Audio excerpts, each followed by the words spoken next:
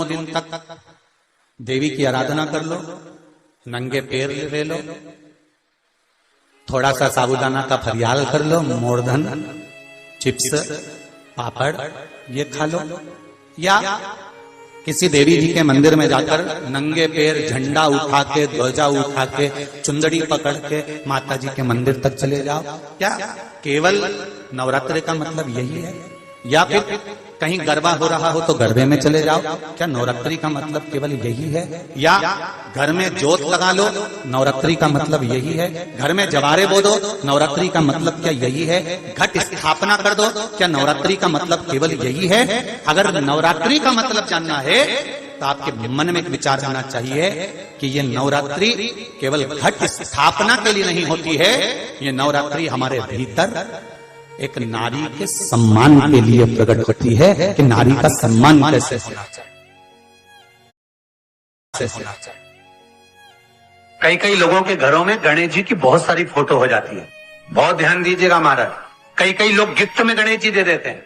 शास्त्र कहता है जिसने अपने जीवन काल में, आपको पहले भी कथा में कहा था, एक आंवले का वृक्ष, एक गणेश जी की मूर्ति, आंवले का वृक्ष, गणेश की मूर्ति, ये 2 चीजें एक ऐसी हैं जिसको एक वो कुबेर का स्टेचू भी आता है, जिसको कंधे पे पोटली रखी हुई स्टेचू आता है, वो गंजा बाबा रहे सो क्या बोलते हैं, हम लोग कहते कुबेर स्टेचू बोल रहे, ये भी गिफ्ट में नहीं दिया जाए। महाराज यदि गणेश की मूर्ति, गणेश की प्रतिमा, गणेश का फोटो हम किसी को गिफ्ट में दे देते हैं तो हमारे घर की संपदा उस तारीख को लिखकर रखना, उसके बाद में धीरे धीरे छिन्न होने लगती है, संपदा टिकती नहीं।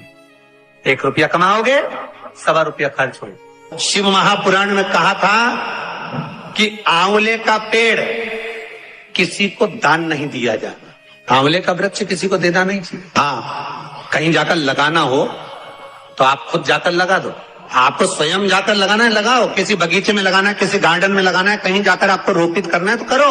आंवले का वृक्ष उठाकर किसी को दान नहीं दिया जाता।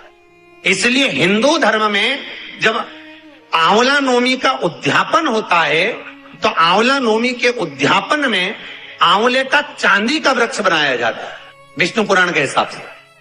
अब दुनिया के लोग आंवले का वृक्ष दे दें, वो आंवला नवमी में चांदी का वृक्ष नहीं बनाया, उन्हें सोचा पंडितों लालची हो गए होंगे या पंडितों का लालच होगा तो कौन आंवले का वृक्ष बनवाए, इतना छोटा सा भी क्यों बना। पर शास्त्र कह रहा है कि उस जगह पर यदि चांदी का भी तुम आंवले का वृक्ष नहीं बना पाते आंवला नवमी के उद्यापन में, तो आप पान के पत्ते पर चंदन से आंवले का वृक्ष बना लो, पर आंवले का वृक्ष दे देने पर लक्ष्मी शांति छिन्न हो जाती है, उस घर में क्लेश मचना प्रारंभ हो जाता है, अशांति होती। कुछ मांगने का भी तरीका होता है कि भगवान से हम क्या मांगे, कुछ लेने का भी तरीका होता है कि भगवान से हम क्या लें, कुछ देने का भी तरीका होता है कि हम दे क्या, हमारी प्रधानता क्या हो। क्यों लिखा विष्णु पुराण में, क्यों लिखा शिव पुराण में, क्यों लिखा भागवत में कि 3 चीजें हमेशा सोच समझ कर दो, एक गाय, एक लक्ष्मी और एक बेटी। गाय, लक्ष्मी और बेटी, 50 बार विचार करो, उसके बाद दीजिए कि हमें किसको दे रहे हैं। 50 बार विचार करो देने से पहले क्या क्या चीज, फिर से बोल रहे गाय, लक्ष्मी और बेटी।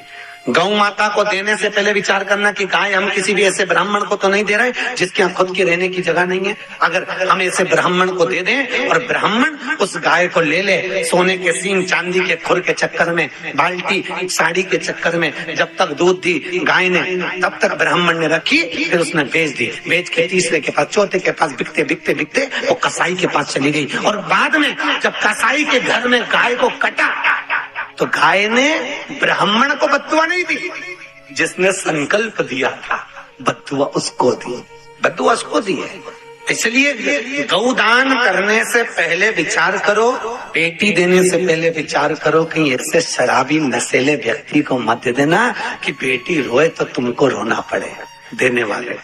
और लक्ष्मी देने से पहले विचार करो कि जिसके कटोरे में दे रहे हो ये कहीं मदिरा पान में, वेश्यावृत्ति में, जुए में, मांसाहार में लगा तो नहीं रहा। अगर गौ माता गलत जगह चली जाए तो देने वाले को रोना पड़ता है, बेटी गलत जगह चली जाए तो कन्यादान करने वाले को रोना पड़ता है, और अगर लक्ष्मी किसी गलत जगह चली जाए तो दान करने वाले को रोना पड़ता है। 50 बार विचार करिए देने से पहले किसको दे रहे हैं।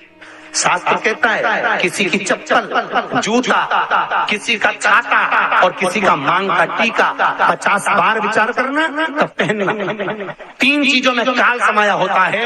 एक पांव की चप्पल जूते में आपने पहनकर 5 मिनट के लिए गए, मालूम पड़े कहीं फिसल गए कि मैं तो अभी जहीं से निकली थी, बाथरूम में गई थी और पांव फिसल गया, वो चप्पल में काल था। छाता, उस छाते में भी काल होता है। किसी का छाता अपने घर पर आ जाए उसको वापस देख कर छाते में काल रहता है।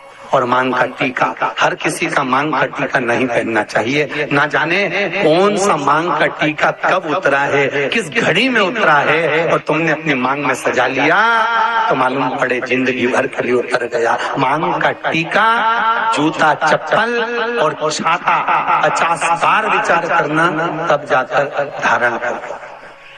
ठीक नहीं।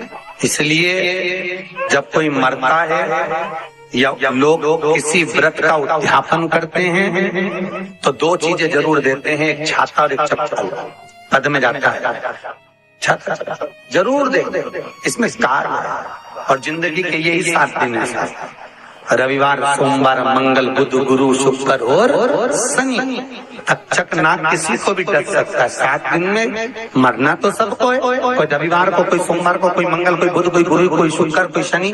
7 दिन जीवन के हैं और वही जीवन है। रविवार को जन्म हुआ, सोमवार को बड़े हुए, मंगलवार को ब्याह हुआ, बुधवार को बच्चे हुए, गुरुवार को बीमार पड़े, शुक्रवार को हॉस्पिटल गए, शनिवार को निपट गए। दिन ऐसे निकले। घर में 2 जन्म होते हैं, एक बेटे का एक बेटी का। बेटा जन्म लेता है तो खूब नगाड़े बजते हैं, ढोलक पेटियां बजती हैं, खूब कीर्तन होता है, खूब आतिशबाजी होती है।